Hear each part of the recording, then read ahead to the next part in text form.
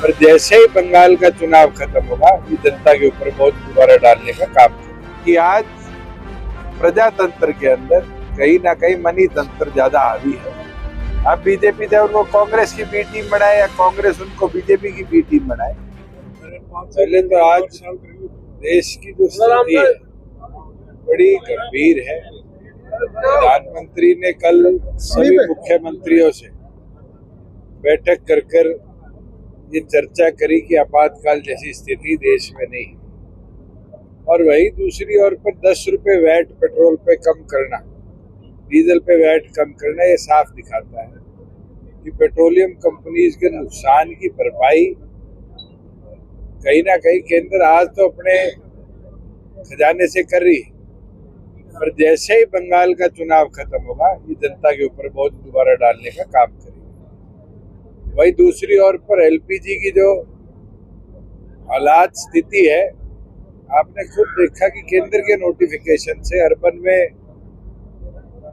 25 और रूरल में 45 दिन में सिलेंडर की पूर्ति करी जाएगी।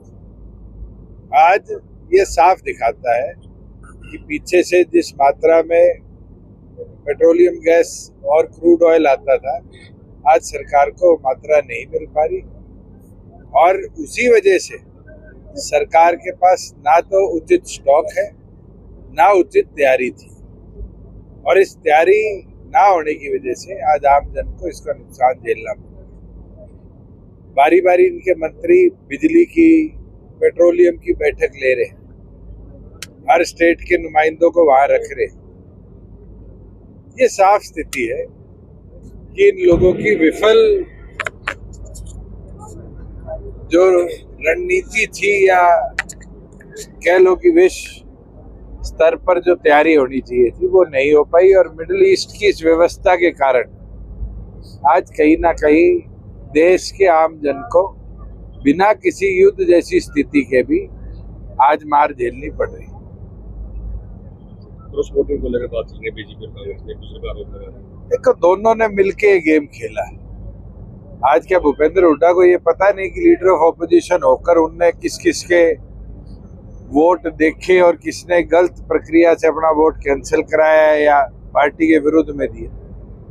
और भारतीय जनता पार्टी ने केवल मात्र हरियाणा ही नहीं, बिहार हो, उड़ीसा हो, हर प्रदेश में यह दिखा दिया कि आज प्रजातंत्र के अंदर कहीं ना कहीं मनी तंत्र ज्यादा हावी है, और संगठनों की सोच से जुड़े हुए विधायकों की खरीद फरोख्त जिस तरीके से हो रही है, ये साफ दर्शाता है कि इसका मास्टर कह लो आज पूरे देश के अंदर भारतीय जनता पार्टी बन चुकी है।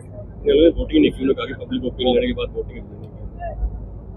वोट सबका अधिकार है, एब्सटेन करना ये साफ दिखाता है कि कहीं ना कहीं उन लोगों की मिली भगत थी, वो तो बीजेपी की तैयारी विफल रही। अब बीजेपी चाहे उनको कांग्रेस की बी टीम बनाए या कांग्रेस उनको बीजेपी की बी टीम बनाए, एक चीज तो साफ होगी कि प्रजातंत्र में वो एक ऐसा संगठन है जिसके पास वोट की चोट से जो अधिकार था एक दल को हराने का, वो दम नहीं था कि जाकर वोट की चोट मारने का दम करे। सब नए नियम बनाए अब सीजन के लिए, किसानों के लिए। देखो, जिस तरह की तैयारी आज हरियाणा सरकार की है, सरसों की प्रोक्योरमेंट शुरू कर दी, मंडियों में ना बारदाना है, ना मंडियों की टेंडर प्रक्रिया पूरी हुई, और तो और जो पेट्रोलियम क्राइसिस है, जिस मात्रा में पीपीपी बैग्स आज बारदाने के तौर पर डिस्ट्रिक्ट हेडक्वार्टर्स पे आने चाहिए थे, ना वो आए, ना सरकार के पास जूट बैग्स की मात्रा है। मुझे तो ये क्राइसिस आते लग रहे हैं, जिस तरह गर्मी बढ़ी है, प्रोक्योरमेंट 15 की बजाय शायद हरियाणा सरकार को 5 तारीख से शुरू करनी पड़े। और अगर 5 तारीख से शुरू करेंगे तो फिर इस साल के सीजन में सिर्फ पीड़ित कोई होगा तो किसान होगा, और किसान की पीड़ा को बढ़ाने के लिए मैं तो कल इश्तिहार देख रहा था कि ट्रैक्टर पर नंबर प्लेट होनी चाहिए, ट्रैक्टर के मालिकाना हक होने चाहिए, ट्रैक्टर के पेपर होने चाहिए, ट्राली पर नंबर प्लेट होनी चाहिए। ये जितने नियम और आगे रिस्ट्रिक्शन किसान पर लगा रहे हैं, ये साफ दिखता है कि इनकी प्रोक्योरमेंट की तैयारी थी नहीं, और अब इस तरह की ग्लोबल स्थिति के बाद इनके पास जिस मात्रा में पीपीवी बैग्स आने चाहिए थे वो भी नहीं आ पाए। तो किसी तरह इस सीजन को डिले करने के लिए और लंबा करने के लिए ये कदम सरकार उठा रही है। 100 साल से अधिक हो चुका सरकार को, पूरी तौर पर विफल रही है। आप तो उचाड़ा कवर करते हो, मुझे एक नई घोषणा 33 लाख रुपए के सिवाय उचाड़ा के अंदर कोई हुई हो उसका ब्यौरा दे दो। तो सारी घोषणाएं और उद्घाटन वही थे जो आज से 2 साल पहले परियोजना हमने लागू करी थी।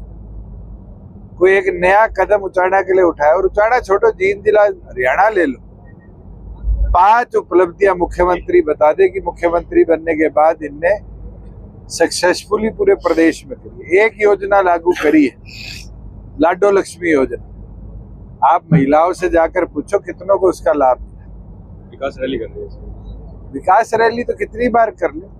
जब मनरेगा, आंगनबाड़ी और इस तरह के कर्मचारियों को बिठा के भाषण देना है तो फिर मुख्यमंत्री तो पाकिस्तान में जाके भी कर लेगा। पंजाब में मुख्यमंत्री पहुंच जा रहे हैं। मुझे तो लगता है थोड़ी दिनों में पंजाब का प्रभार नायब सैनी जी को ना बीजेपी दे दे, क्योंकि हरियाणा की विफल सरकार का हिस्सा आज वो है।